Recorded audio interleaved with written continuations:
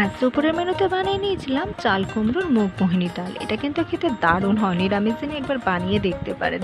এটা দেখতে খিচুড়ির মতো হলেও মোটেও একদম খিচুড়ির মতো খেতে না। তার জন্য প্রথমে একটা চাল কুমড়ো নেব, চাল কুমড়োটাকে ঝিরিঝিরি করে কেটে নেবো, আর কড়াইতে শুকনো কড়াইতে মুগ ডালটাকে একটু ভেজে নিয়ে ভালো করে ধুয়ে নেবো, আর একটা কড়াইতে অল্প জল দিয়ে মুগ ডালটাকে একটু নুন আর হচ্ছে একটা কাঁচা লঙ্কা দিয়ে সেদ্ধ হতে দেবো। ডালটা অল্প অল্প সেদ্ধ হয়ে আসলে কেটে রাখা চাল কুমড়োগুলো দিয়ে একটু ভালো করে নাড়াচাড়া করে নিই বেশ কিছুক্ষণের জন্য। ডালটা আরেকটু সেদ্ধ হতে দেবো। ডালটা যখন ফুটে উঠবে তখন উপর থেকে একটু হলুদ দিয়ে আবার একটু ভালো করে মিশিয়ে নিয়ে এরপর দিয়ে দেবো চাল কুমড়োটাকে একটু সেদ্ধ হতে দেবো। চাল কুমড়ো প্রায় সেদ্ধ হয়ে এসছে, আর একটা কড়াইতে সর্ষের তেল দিয়ে জিরে তেজপাতা কাঁচা শুকনো লঙ্কা ফোড়ন দিয়ে ডালের মধ্যে দিয়ে দেবো। এরপর একটু ওপর থেকে চিনি দিয়ে ভালো করে নাড়াচাড়া করে নিয়ে ওপর থেকে ধনেপাতা ছড়িয়ে নামিয়ে নেবো। ব্যাস, তাহলেই তৈরি হয়ে যাবে চাল কুমড়োর মুগমোহিনী ডাল।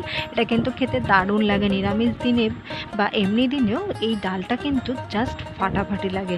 তার সাথে ভাত বা রুটির সাথে কিন্তু এই মুগমোহিনী ডাল বা চাল কুমড়ো দিয়ে মুগমোহিনী ডাল খেতে কিন্তু জাস্ট জমে যাবে।